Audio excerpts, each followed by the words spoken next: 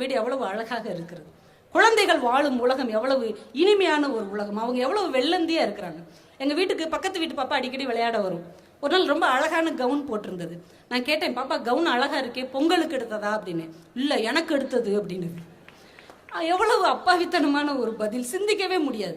அதே பாப்பா நேற்று எங்க வீட்டுக்கு வந்திருந்தது. ஒரு பாக்ஸ் நிறைய எதையோ கொண்டு வந்தது. வந்துட்டு சொன்னது, ஆன்ட்டி இதுக்குள்ள எத்தனை சாக்லேட் இருக்குன்னு கண்டுபிடிங்க பார்ப்போம் அப்படின்னா. கண்டுபிடிச்சா நீ என்ன தருவ அப்படின்னு அவன் பதிலுக்கு சொன்னான், இதுக்குள்ள எத்தனை சாக்லேட் இருக்குன்னு நீங்க கரெக்டா கண்டுபிடிச்சிங்கன்னா இதுல இருக்கிற 15 சாக்லேட்டையும் உங்களுக்கே தந்துடுறேன் அப்படின்னு. எவ்வளவு வெள்ளந்தியாக பரிசுத்தமாக இந்த குழந்தைகள் இருக்கிறார்கள். ஆனா அதே பரிசுத்தமான உலகத்தை நாம் அவர்களுக்கு கொடுத்திருக்கிறோமா? நீங்க ஒரு கணம் யோசித்து பாருங்கள். உங்கள் குழந்தை உங்கள் கைகளில் தவழ்ந்த அந்த கணம், ஒரு கடவுளே கையில வந்து தவழ்ந்த மாதிரி இருந்தது இல்லையா? ஒரு ரோஜா பூ தவழ்வது மாதிரி, எந்த ஒரு கள்ளமும் இல்லாமல், ஜாதி இல்லாமல், மதம் இல்லாமல், எந்த ஒரு மன ஆச்சரியங்களும் இல்லாமல் எவ்வளவு பியூரா இருந்தாங்க அந்த குழந்தைகள்.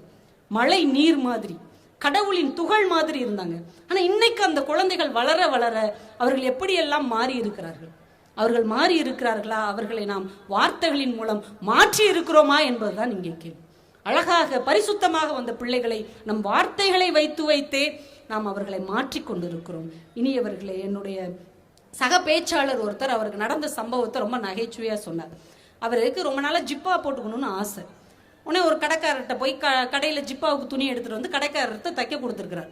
அவர் அளவு பார்த்துட்டு சொல்லியிருக்கிறார், உங்க அளவுக்கு இந்த ஜிப்பா தைக்க முடியாதுன்னு திருப்பி கொடுத்துட்டார். எங்க கடைக்காரன்ட்ட கேட்டுதாங்க எடுத்தேன், இல்லைங்க தைக்க முடியாதுங்க அப்படின்ட்டார்.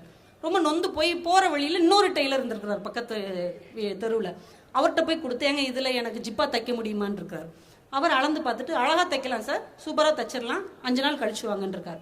இவர் ரொம்ப ஆச்சரியம், அவர் முடியாதுன்னாரு, இவர் முடியுன்றாருன்ட்டு 5 நாள் கழிச்சு போயிருக்கிறாரு. ஜிப்பா தச்சுட்டார். போட்டு பார்த்தா இவருக்கு கரெக்டாகவும் இருந்திருக்குது.